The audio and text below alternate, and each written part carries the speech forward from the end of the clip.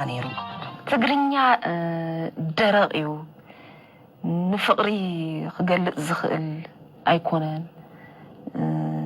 ناي فقر درفي بقول ناي فقري جلات درفي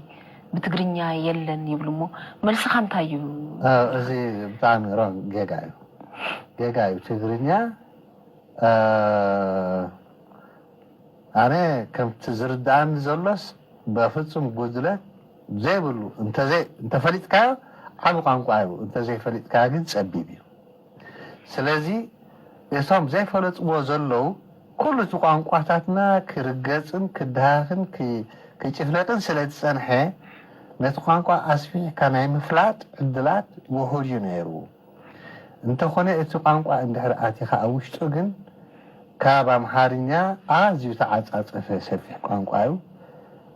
ምስ በዓል ዓረብኛ ምስ በዓል እንግሊዝኛ ነውን ክዋዳደር እኽእል ዝብል እምነት አለን አነ ምክንያቱ ካብ ግዕዝ ገጹ ስለ ዝጽጋዕ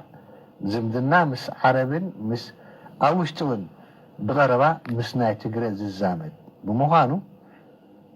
ሰፊሕ መብዛሕትኡ ተመሳሳሊ ቃላት ትረክብ ኢኻ ግን ብትግርኛ ጽቡቕ እንተዳፍሪትካ ዝኾነ ሓሳብ ክትገልጸላ ትኽእል ኢኻ ዝብል እምነት እዩ ዘለኒ ኣነ ብፍቕሪ ካብቲ በምሓርኛ ገይሮም ብዛዕባ ፍቕሪ ዝገልጽዎ ወይ ከዓ ብዓረብኛ ገይሮም ብዛዕባ ፍቕሪ ዝገልጽዎ ማዕሪኡ ዝኣክል ክገልጽ ክኢለ እንተበልኩስ ትምክሕቲ ይኮነን ምክንያቱ ሓንቲ ትዝትብለኒ ፀሓይ ዕራርቦ ቂሐ ጽልሞ ኮይና